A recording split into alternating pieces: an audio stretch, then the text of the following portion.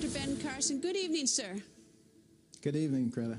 Sir, why do you think the president made that comparison between ISIS and medieval times, the Christian Crusades? Why did he do that? Well, it certainly gives us some insight into his thinking. Obviously, any atrocities that are committed in the name of religion at any time in history are horrible, and none should be used to justify what is going on today. I believe he's attempting to say that these people are no worse than other people have been in the past.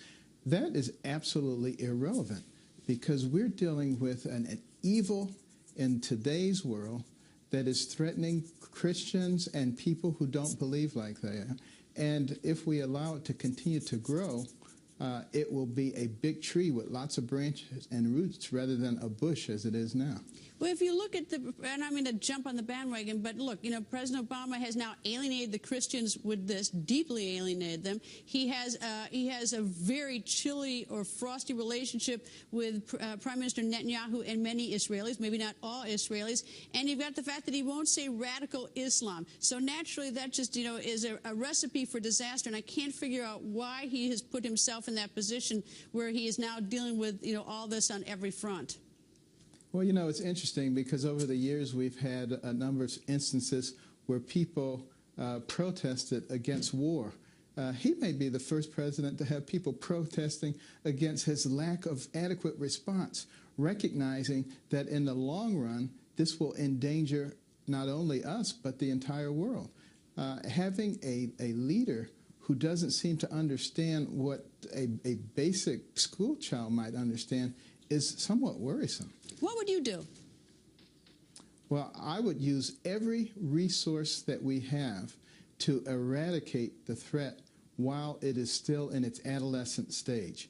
And that means using banking facilities, using every military apparatus that we have, recognizing where their source of income comes from and trying to shut that off. That might include oil. We need to use every resource to eradicate them now before they get too big to eradicate. Right. Let me ask you, I read over the weekend that you keep getting hit with the question, so let me join in the chorus. Your thoughts about 2016.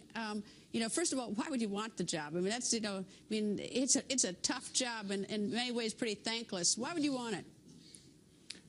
Well, I don't know that anybody would really want it, but the reason I would be willing to do it is because I recognize that our country is at a crossroads, and we're in the process of forgetting who we are and why we were created.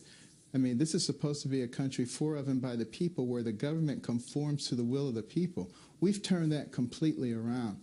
And, you know, my whole life has been dedicated to giving life and improving life. And I thought I was going to retire and enjoy life, but I can't enjoy it watching what's happening to my country. What is happening? Describe it to me. Tell me what you think is happening. Well, I think that we are losing our freedoms. We are losing our understanding of what freedom actually is. We're constrained by political correctness. We have intolerance, particularly on the left. Anybody who doesn't agree with them, they feel free to demonize them and to destroy them in any way. This is not the America that I grew up with, and certainly wasn't the one that was planned. And we're also throwing away our values, our beliefs, again, for the sake of political correctness. We are a unique country. We don't have to be like everybody else.